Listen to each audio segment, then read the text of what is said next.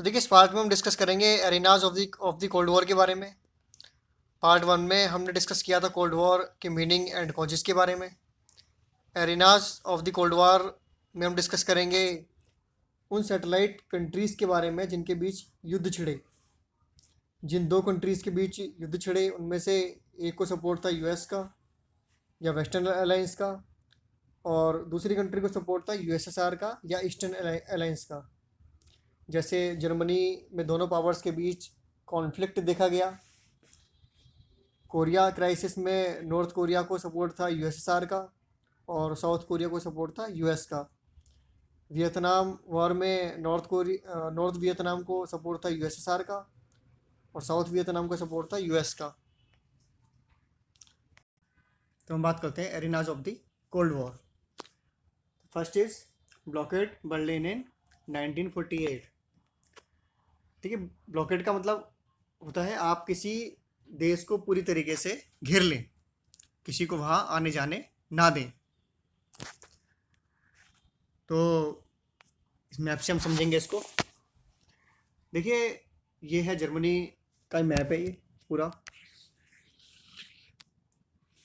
जैसे कि हम पहले बात कर चुके हैं कि जर्मनी को दो हिस्सों में बांट दिया गया था, ईस्ट जर्मनी और वेस्ट जर्मनी।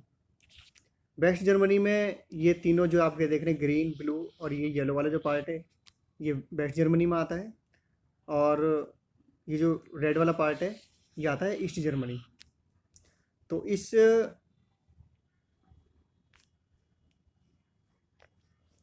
रेड वाले पार्ट पर था यूएसएसआर का कंट्रोल, ये यूएसएसआर के कब्जे में था। और जो वेस्ट जर्मनी था ये तीन कंट्री के पास था, यूएसए, ब्रिटेन और फ्रांस के पास। जिसमें जो येलो वाला पार्ट आप देख रहे हैं ये यूएसए के पास था, और ग्रीन वाला जो पार्ट था ये ब्रिटेन के पास था, और जो ब्लू वाला पार्ट था ये था फ्रांस के पास। ठीक इसी तरीके से ये आप देख रहे हैं, ये बर्लिन है, ये बर्लिन शहर है।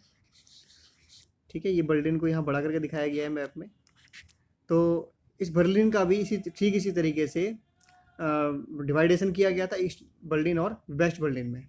ये ईस्ट बर्लिन है, ये जो रेड वाला पार्ट है, और ठीक इसी तरीके से ये वेस्ट बर्लिन, ये भी तीन हिस्सों में यहाँ डिवाइडेड था। ये येलो वाला, ग्रीन वाला और ब्लू वाला। येलो वाला यूएसए के पास, ग्रीन वाला ब्रिटेन के पास और ब्लू वाला फ्रांस के पास था ये पार्ट। ठीक है, तो अब आप देख रहे हैं कि बर्लिन जो है ये पूरे तरीके से ईस्ट जर्मनी में आता है।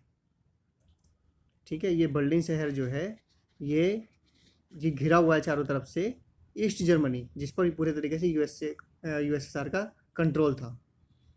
तो यूएसएसआर चाहता था कि पूरा बर्लिन ही मेरे कब्जे में आ जाए। ठीक है, तो उसने इसको, तो इश्यू ये था कि उसने चारों तरफ से इसका ब्लॉकेट कर दिया था। बर्लिन शहर का चारों तरफ से ब्लॉकेट कर दिया था, घेराबंदी कर दी थी कि कोई यहाँ से आ जा ना सके। तो जो बर्लिन सिटी को जो ये यहाँ से जो रोड था, ट्रेन के माध्यम से जुड़ा हुआ था, जो कनेक्टिविटी थी, ये पूरी तरीके से यूएसएसआर के द्वारा ब्लॉक कर दी गई। तो ब्लॉक करने के पर यहाँ पर जो सप्लाई होनी थी, जो बर्लिन के वाले जो वेस्टर्न पार्ट में जो सप्लाई होती थी वेस्ट जर्मनी से, वो पूरी तरीके से रुक गई। ठीक है, तो वेस्ट बर्लिन में ये बड़ी प्रॉब्लम जो है क्रिएट हुई। तो अब इन्होंने क्या किया, इन तीनों ने मिलकर वेस्ट जर्मनी से वेस्ट बर्लिन के लोगों के लिए एयरलिफ्ट करना शुरू कर दिया। ठीक है, एयर के द्वारा सामान पहुंचाना शुरू कर दिया। तो अब इस तरीके से करीब 1 साल तक ये जो है चला, करीब 2 लाख फ्लाइट से सप्लाई जो है पहुंचाई गई वेस्ट बर्लिन में, वेस्ट जर्मनी के द्वारा। और उसके बाद जो है ये काफ़ी क्राइसिस के बाद में यूएसएसआर ने अपना ब्लॉकेट यहाँ से हटा दिया, क्योंकि यूएसएसआर इसमें सक्सेस नहीं हो पाया, वो फेल हो गया, क्योंकि फ़्लाइट के द्वारा जो है सारा सामान पहुँचा दिया जाता था। और इसके बाद 1949 में जो है ऑफिशियली 2 देश इसके बन जाते हैं। इनको ऑफिशियली दे दिया गया था, ईस्ट जर्मनी और वेस्ट जर्मनी में इनका जो है डिवाइडेशन हो जाता है। ईस्ट जर्मनी को बोला गया जर्मन डेमोक्रेटिक रिपब्लिक, और वेस्ट जर्मनी को बोला गया फेडरल रिपब्लिक ऑफ जर्मनी। तो इस तरीके से, और इसके बाद 1961 में यूएसएसआर के द्वारा जो है बर्लिन में एक जो है वॉल भी बना दी गई थी।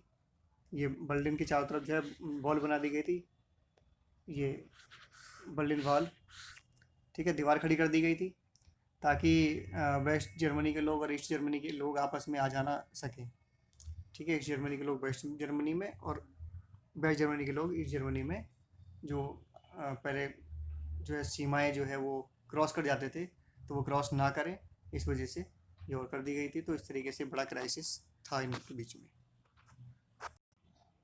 ठीक है, हम बात करेंगे कोरिया वॉर के बारे में, जो कि एक बहुत इंपॉर्टेंट इवेंट था कोल्ड वॉर का, और ये पहला प्रॉक्सी वॉर था दोनों देशों के बीच। तो देखिए, जब सेकेंड वर्ल्ड वॉर ख़त्म हुआ तो नॉर्थ साइड से यूएसएसआर ने और साउथ साइड से यूएसए ने कब्जा कर लिया था, और दोनों की फोर्सेस 38 पैरेलल पर आकर रुक जाती हैं। ये एक बॉर्डर बन जाता है, और बाद में ये दो देश बन जाते हैं, नॉर्थ कोरिया और साउथ कोरिया। इसके बाद नॉर्थ कोरिया और साउथ कोरिया के बीच में जो है 1950 में दोनों देशों के बीच में जो है लड़ाई छिड़ जाती है। नॉर्थ कोरिया था कम्युनिस्ट और साउथ कोरिया था कैपिटलिस्ट। साउथ कोरिया फॉलोवर था अमेरिका का और नॉर्थ कोरिया फॉलोवर था यूएसएसआर का। नॉर्थ कोरिया साउथ कोरिया पर अटैक कर देता है। नॉर्थ कोरिया के खिलाफ कार्रवाई करने के लिए यूएन सिक्योरिटी काउंसिल में प्रस्ताव लाया जाता है, लेकिन यूएसएसआर बहिष्कार कर रहा होता है सिक्योरिटी काउंसिल का, तो इस वजह से वो प्रस्ताव पास नहीं हो पाता। तो इसके लिए अमेरिका यूनिटी फॉर पीस, शांति के लिए एकता प्रस्ताव, यूएन जनरल असेंबली में लेकर आता है और वहाँ से पास हो जाता है वो प्रस्ताव, और उसके बाद नॉर्थ कोरिया के खिलाफ जो है कार्रवाई करने का रास्ता खुल जाता है। तो यूएन के झंडे तले, यूएन के अंडर में एक फोर्स तैयार होती है। तो लेकिन सच्चाई ये थी कि उस फोर्स में 90% जो मिलिट्री थी वो अमेरिका की थी, और इस मिलिट्री को लीड करने वाले भी अमेरिका के ही थे। उनका नाम था मैकार्थर। इस लड़ाई में यूएन की सेना नॉर्थ कोरिया को पीछे धकेल देती है। यहाँ पर ये यूएन की जो फोर्सेस थी वो पीछे धकेल देती है नॉर्थ कोरिया की फोर्सेस को, और नॉर्थ कोरिया को जो है साउथ कोरिया को जो है खाली करा लेती है। और यूएन की जो फोर्स थी वो 38 पैरेलल पर ही आकर नहीं रुकती, बल्कि मतलब वो आगे वो और भी नॉर्थ कोरिया में भी अंदर घुस जाती है, अटैक करते हुए काफ़ी अंदर तक पहुंच जाती है, और बल्कि वो चीन के बॉर्डर तक पहुंच जाती है। अब चीन को डर होता है कि कहीं उसके ऊपर भी ये फोर्स अटैक ना कर दे, क्योंकि चीन भी कम्युनिस्ट था। अब चीन उनका वेट ना करते हुए कि वो उसके ऊपर अटैक कर सकती है फोर्स, चीन अटैक कर देता है, और चीन की जो फोर्स थी वो यूएन की फोर्सेस और नॉर्थ कोरिया के फोर्सेस को जो है पीछे धकेलते हुए ये 38 पैरेलल क्रॉस कर जाती है, और काफ़ी साउथ कोरिया में भी काफ़ी अंदर तक जो है एंटर ये कर जाती हैं चीन की फोर्सेस। लेकिन चीन ज़्यादा लंबे टाइम तक इस युद्ध में टिक नहीं पाता, क्योंकि इसके पास वेपन्स की कमी होती है। तो यूएन को बाहर से सपोर्ट मिल रही थी अमेरिका से और अदर देशों से। तो यूएन की फोर्सेस फिर बाद में जो है चीन को वापस पीछे धकेल देती है, और 38 पैरेलल क्रॉस करते हुए थोड़ा अंदर एंटर कर जाती है, लेकिन उसको 38 पैरेलल पर रोक दिया जाता है। अमेरिका इसमें फिर इसको जो है जो जनरल मैकार्थर थे इनको वापस बुला लिया जाता है अमेरिका के द्वारा, और 38 पैरेलल पर ही इनको रोक दिया जाता है फोर्सेस को।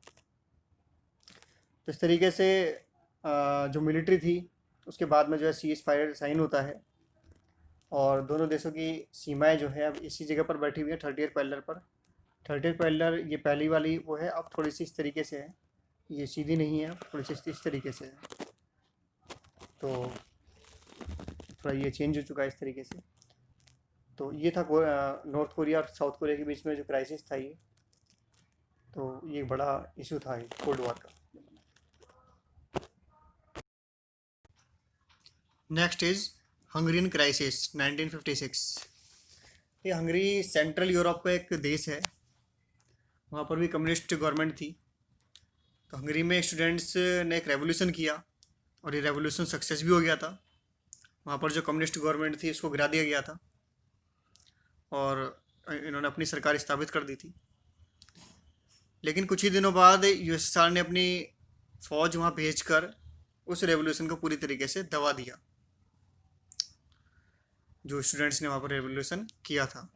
तो ऐसा पहली बार देखा गया कि किसी रेवोल्यूशन पर टैंक भेजे जा रहे हैं, और यूएसएसआर ने भी किसी दूसरे देश में ऐसा पहली बार किया था।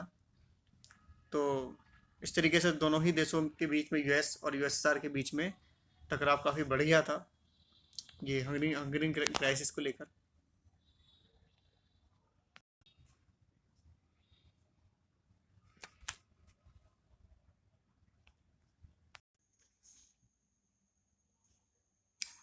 अब हम बात करते हैं सुएज क्राइसिस के बारे में। ये जो मामला था ये 1956 का था। थोड़ा सा जान लेते हैं पहले सुएज कैनल के बारे में। सुएज नहर है, ये सुएज कैनल है, ये वाली। इसको, ये नेचुरल नहीं थी, इसको बनवाया गया था। इसको बनाने वाले थे फ्रांस के डिप्लोमेट थे फर्डिनेंड डी लेसेप्स। उन्होंने एक कंपनी बनाई इसको बनाने के लिए, कंस्ट्रक्शन कंपनी, और इस कंपनी के पास ये नहर 99 साल के लिए लीज पर थी। इसको बनाने में करीब 10 साल लगे। 1.5 लाख श्रमिक इसमें लगे इसको बनाने में, और करीब $100 मिलियन इसमें खर्च हुए, उससे ज़्यादा बल्कि। और इस कंपनी के पास कोई इतना पैसा कोई अपना नहीं था, बल्कि शेयर के द्वारा अन्य देशों से इसमें पैसा लगाया गया था।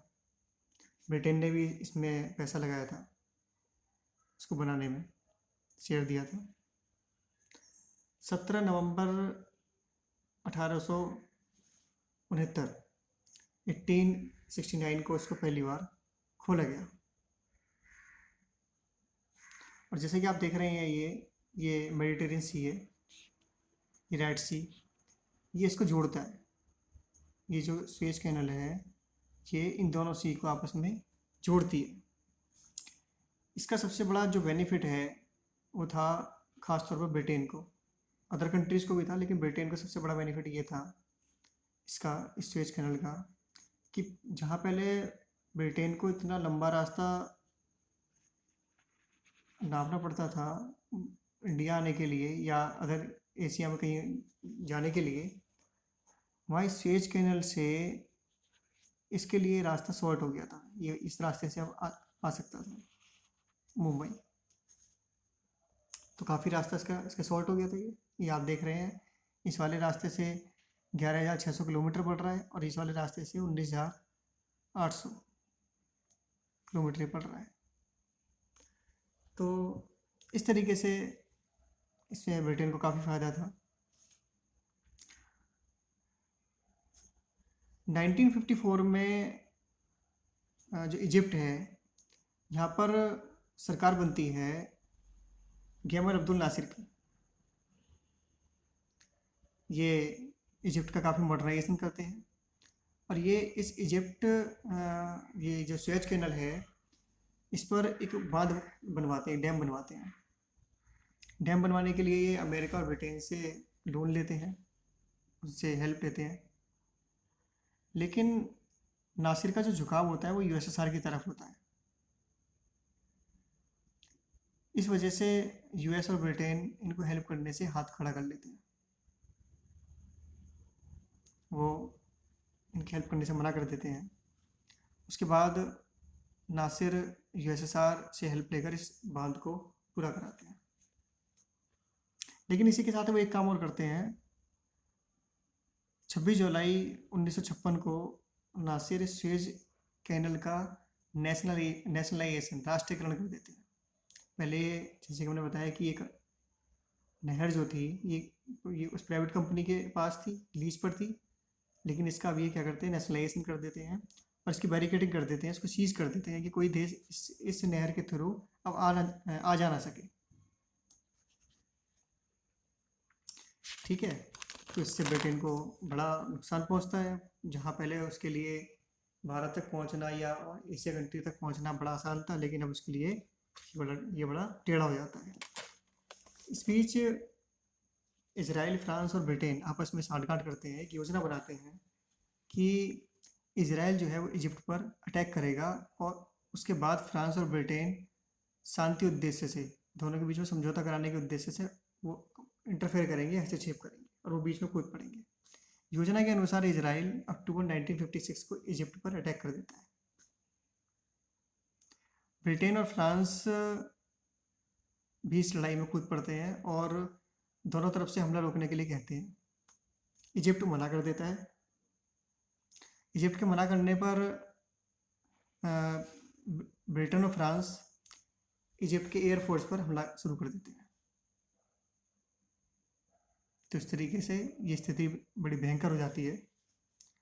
उधर से यूएसएसआर इजिप्ट के साथ आ जाता है, इजिप्ट का साथ देने की बात करता है और कहता है कि अगर ये हमला नहीं रुका तो वो इजिप्ट का साथ देगा और वो चुप नहीं बैठेगा। अब यूएसए को समझ में आता है कि अगर यूएसएसआर इजिप्ट की हेल्प करने के लिए आता है तो उसको मिडिल ईस्ट में आने का एक मौका मिल जाएगा। इजिप्ट के बहाने यूएसएसआर मिडिल ईस्ट में एंटर कर जाएगा। तो उसको रोकने के लिए अमेरिका, इजराइल, ब्रिटेन और फ्रांस को हमला रोकने के लिए मजबूर करते हैं। इस तरीके से ये जो सुएज क्राइसिस था ये एंड होता है इसका, और एक बड़ा जो लॉस हो सकता था, या फिर ये कह सकते हैं कि अब थर्ड वर्ल्ड वार की तरफ जो स्थितियाँ पैदा हो रही थी वो रुक जाती हैं।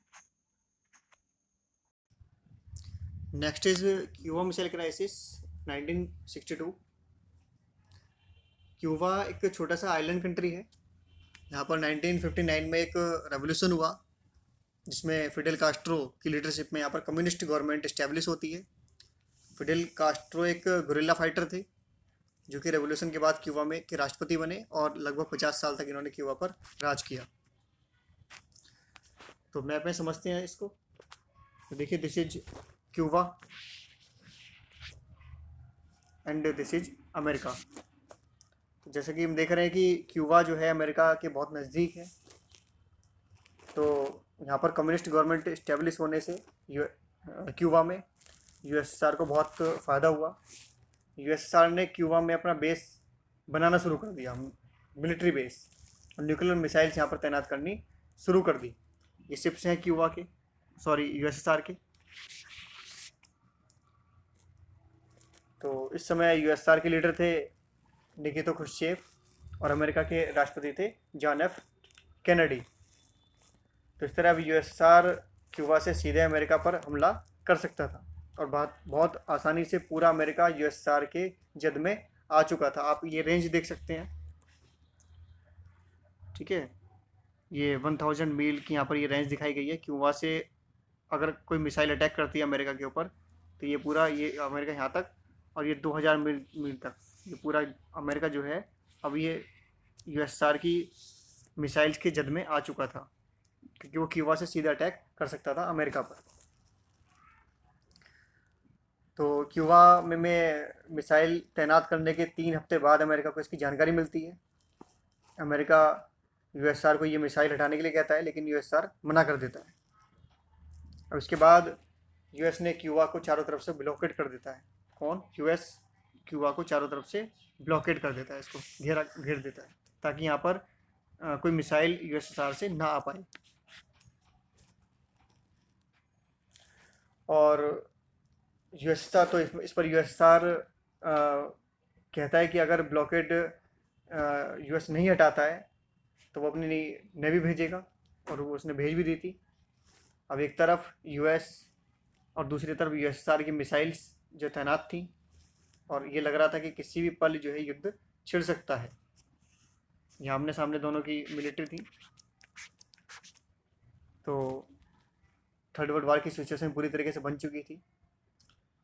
यूनाइटेड नेशन भी इंटरवेंशन करता है, उसमें हस्तक्षेप करता है, लेकिन कोई इसका नतीजा नहीं होता है, इसका सोल्यूशन नहीं हो पाता है। लेकिन कुछ समय बाद जो है खतरा अपने आप ही टल जाता है, जब दोनों को ये दिख रहा होता है कि दोनों के पास ही न्यूक्लियर वेपन है और जीत सकने की स्थिति में कोई भी नहीं होगा। तो यूएसएसआर अपनी मिसाइलें जो है वो वापस हटा लेता है और यूएस से भी ब्लॉकेड हटा देता है, ख़त्म कर देता है। तो इस तरीके से खतरा टल जाता है। ये काफ़ी बड़ा क्राइसिस था, क्यूबा मिसाइल क्राइसिस जो था ये। Next is Vietnam war. Vietnam war 1960 के दशक में तेज़ी के साथ बढ़ता गया और बहुत से लोग इसमें मारे गए, सिविलियंस, अमेरिका के सोल्जर्स, और साथ ही साथ जो गुरिल्ला फाइटर्स थे नॉर्थ वियतनाम के। इसमें नॉर्थ वियतनाम को सपोर्ट था यूएसएसआर और चाइना का, क्योंकि ये सभी कम्युनिस्ट सरकारें थीं, और साउथ वियतनाम को सपोर्ट कर रहा था अमेरिका। 1975 में जाकर नॉर्थ वियतनाम की जीत हुई, इसमें साउथ वियतनाम की हार हुई, अमेरिका ये लड़ाई हार गया था। तो देखिए, ये था arenas of the cold war. अब हम पार्ट 3 पर डिस्कस करेंगे नॉन अलायंस मूवमेंट के बारे में। Thanks for watching, bye bye.